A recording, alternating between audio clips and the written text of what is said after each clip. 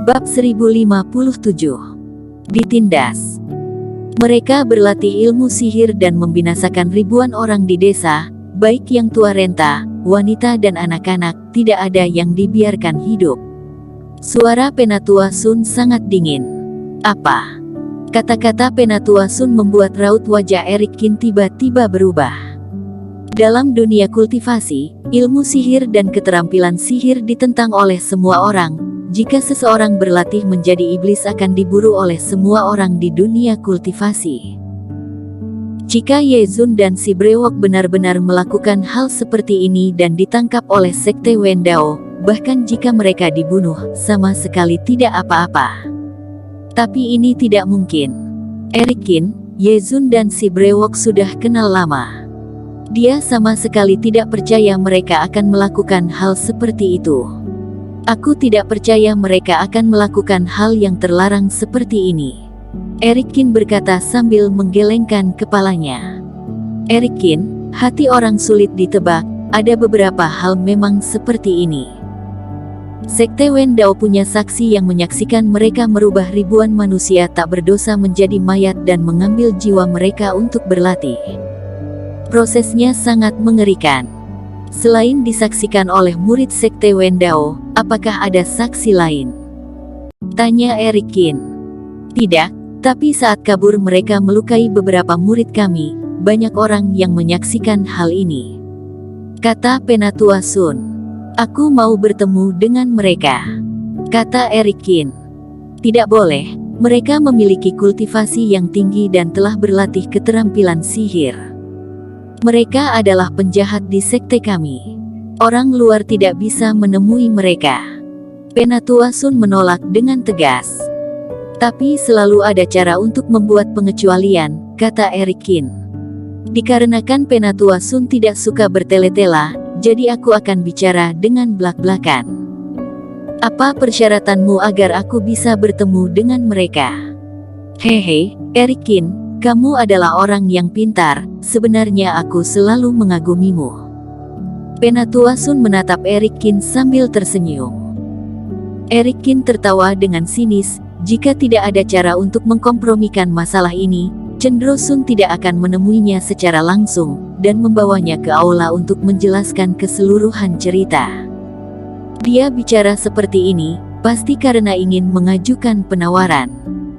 Selama ini Wailon Zhao yang bertanggung jawab atas gunung belakang sekte Wendao, tapi karena sebelumnya dia ingin membunuhmu, pimpinan menghukumnya ke hutan kayu mati. Aku bisa memperkenalkan orang yang bertanggung jawab sekarang kepadamu. Dia tidak sangat membencimu seperti Wailon Zhao. Mungkin dia akan membawamu menemui Ye Zun. Kalau begitu apa yang kamu inginkan sebagai persyaratan kamu mengenalkan orang ini padaku? Kata Eric Kin. Aku mau teknik mengubah energi bintangmu. Penatua Sun berkata, sambil menatap Eric Kin dalam-dalam. Aku tidak punya teknik seperti ini, Penatua Sun pasti sedang bercanda. Ekspresi wajah Eric Kin terlihat tenang, dia langsung menolak dengan tegas tanpa memikirkannya. Penatua Sun menatap Eric Kin dalam waktu yang lama. Melihat ekspresi wajah Eric Kin sama sekali tidak berubah, dia mengalihkan pandangannya dengan kecewa. Aku mau jurus api birumu. Eric Kin pernah berkali-kali menggunakan jurus api biru, kekuatan yang hebat itu telah menarik perhatian banyak orang hebat. Banyak orang yang mengatakan Eric Kin memiliki api terkuat di dunia yang dapat membakar segalanya. Penatua Sun, kamu sudah memperhitungkannya dengan baik. Eric Kin tertawa dengan sinis, Penatua Sun ini benar-benar tamak, dia langsung meminta jurus api biru sebagai persyaratan. Jika kamu tidak bersedia, aku tidak akan memaksa. Penatua Sun berkata dengan percaya diri. Alis Eric Kin sedikit mengernyit, saat ini yang paling penting dia bisa bertemu dengan Ye Zun dan mencari tahu penyebab masalah ini. Mengenai api biru, tentu saja tidak sepenting nyawa kedua orang ini. Selain itu, setelah beberapa kali hampir mati dia baru berhasil mengendalikan api biru ini. Untuk sementara waktu Penatua Sun juga tidak dapat menggunakan kekuatan api biru ini. Jika kamu setuju membawaku menemui Yezun, aku bahkan akan memberitahumu cara mengendalikan api biru," kata Erikin. Penatua Sun terlihat sedikit tergoda, tapi dia menggelengkan kepalanya dan kembali tersenyum. "Itu dinamakan tamak. Selain itu aku tidak bertanggung jawab atas gunung belakang. Aku tidak memiliki kemampuan itu, aku hanya menginginkan jurus api biru." Erikin menarik napas dalam-dalam, lalu bara api muncul dan memancarkan cahaya biru yang samar-samar. Mata Penatua Sun berbinar, lalu dengan hati-hati dia bergegas membungkusnya dengan reiki dan mengambilnya. "Erikin, tunggu di luar, aku sudah mengirimkan telepati kepada orang itu, dia akan segera datang." Penatua Sun memegang api biru, dengan bersemangat, lalu dia berbalik dan berjalan masuk ke dalam aula. Sungguh menyebalkan, api biru yang susah payah kita dapatkan dia ambil dengan mudah. Iblis Fu langsung berkata dengan geram, lihat wajahnya saat dia pergi, dia seperti menemukan uang. "Apa-apaan ini?" Erikin berjalan keluar dari aula, sambil bercanda, ketika Penatua yang bertanggung jawab atas gunung belakang datang, aku rasa akan lebih parah. "Maksudmu dia ingin mengambil keuntungan darimu juga?" Iblis Fu membelalakkan matanya. "Biarkan mereka mendapatkan keuntungan dulu." Erikin berkata dengan sorot mata dingin, "Jika aku tahu, Yezun dan si brewok tidak melakukan kesalahan, tapi Sekte Wendao yang menjebak mereka. Aku akan membuat mereka mengembalikan apa yang mereka ambil hari ini." "Erikin, bagaimana?" Denny Pu yang sedang menunggu di luar aula, berlari menghampirinya sambil bertanya. Erikin mempersingkat ceritanya, Denny Pu juga mengerang karena marah. Para penatua ini, semuanya terlihat baik, tapi sebenarnya adalah orang-orang yang suka mengambil keuntungan dari orang lain. Lihat saja saat Jone Zhao datang, aku rasa dia akan meminta lebih banyak. Erikin tersenyum datar, dia sudah siap untuk hal ini. Intinya, sebelum bertemu Yezun dan si brewok, dia akan bersabar, tapi setelah dia tahu kebenarannya, dia akan membuat mereka membayarnya. "Kamu Erikin." Setelah mereka menunggu sebentar, di langit muncul seseorang. Saat melihat mereka, pria tua itu menyipitkan matanya. "Penatua Zhao, aku dengar kamu adalah adik Wailon Zhao," kata Erikin. "Hehe, memang benar, tapi sejak kecil aku tidak akur dengannya, jadi kamu tidak perlu mempermasalahkan hal ini." Jone Zhao tertawa.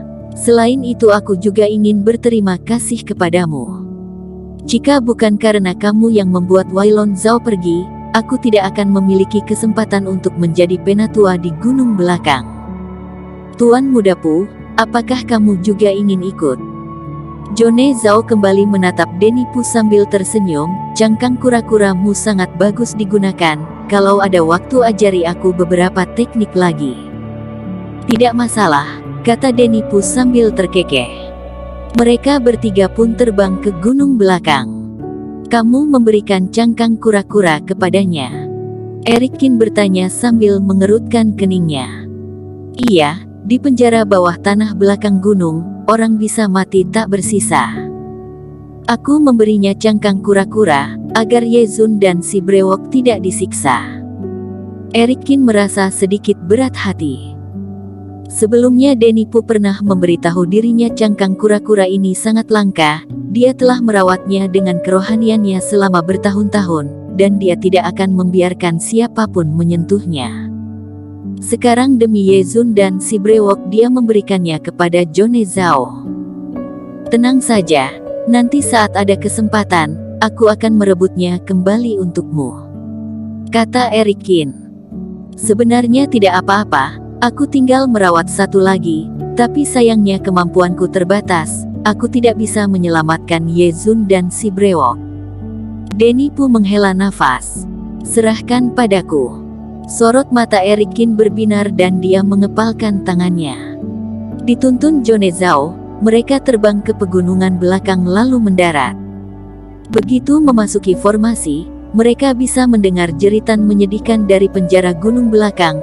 yang bercampur dengan makian beberapa penjaga yang tiada henti bergema di pegunungan. Apakah mereka menindas orang? Eric Kin tertawa dengan sinis. Dia pernah datang ke sini saat Wiri Liu bertanggung jawab atas tempat ini. Meskipun ada suara tangisan dan teriakan dari penjara, sama sekali tidak ada suara jeritan yang tiada henti dan memekakkan telinga. Bersambung. Terima kasih telah menonton video ini sampai akhir. Jangan lupa subscribe dan nantikan kisah episode selanjutnya hanya di Novel Story. Salam.